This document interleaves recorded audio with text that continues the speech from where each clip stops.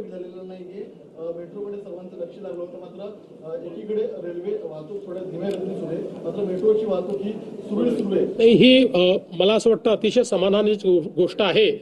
आणि वेळोवेळी जेव्हा मेट्रोबद्दल आम्ही बोलत होतो तेव्हा हेच सांगत होतो की मेट्रोचे अनेक फायदे आहेत. त्यातला एक फायदा आहे की मेट्रो ही ज्यावेळेस खूप पाऊस असतो त्यावेळेस सुरळीत आणि वेळेवर चालू शकते. आता आज 177 मिलीमीटर पाऊस पडल्यावरही मेट्रोत कुठलंच डिस्ट्रप्शन आलेलं नाही. तर मला असं वाटतं की खरोखर समाधानाची गोष्ट आहे.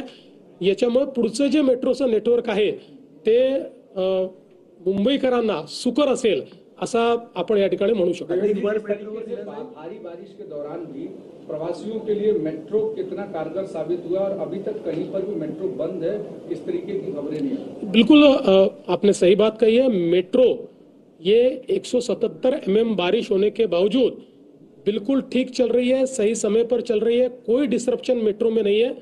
हम जो बार बार कहते थे कि मेट्रो के कई फायदे, उसमें से एक ये फायदा है कि मुंबई की जो एक बहुत घनी बारिश होती है इस बारिश में भी मेट्रो ठीक से चल सकती है, उसको बंद करने की आवश्यकता नहीं पड़ती, वो समय पर चल सकती है।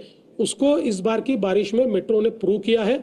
और आगे और भी मुझे ऐसा लगता है, अभी तो काम चल रहा है तो काम चलते समय तो कई कठिनाइयां भी होती है, लेकिन जैसे काम पूरा समाप्त होगा तो मुझे लगता है कि एक बहुत ही डिपेंडेबल ट्रांसपोर्टेशन सिस्टम के रूप में मुंबई में मेट्रो को देखा जाएगा। अगले कुछ दिनों तक भारी बारिश रहने वाली महाराष्ट्र के कई हिस्सों में, तो लोगों से क्या अपील है? देखिए, लोगों से अपील यही है कि लोग आवश्यकता हो तभी बाहर निकले। जहां पर रेड अलर्ट दिया हुआ है, जहां ऑरेंज अलर्ट दिया है वहां पर भी लोग थोड़ा ध्यान दें, क्योंकि हम लोग लगातार महाराष्ट्र में लोगों को एसएमएस भी भेज रहे हैं अगले 3 घंटे में कहां बारिश होगी, कितनी बारिश होगी, ऐसे कई एसएमएस हम लोगों को भेज रहे।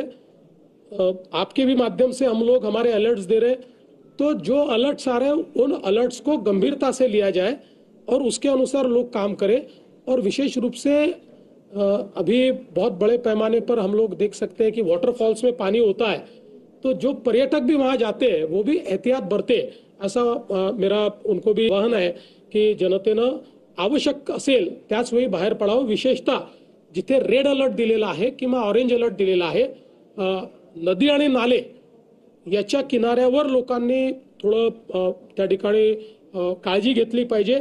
विशेषतः आता मोठ्या प्रमाणात धबधबे चालू आहेत, वॉटर बॉडीज मध्ये पाणी आहे, अशा वेळी युवा पिढी किंवा पर्यटक यांना त्या ठिकाणी जाण्याची इच्छा होते। जाण्याची इच्छा होणं काही चुकीचं नाहीये, पण त्या ठिकाणी काळजी घेतली नाही तर ऍक्सिडेंट्स होऊ शकतात, त्यामुळे तिथेही काळजी घेतली पाहिजे।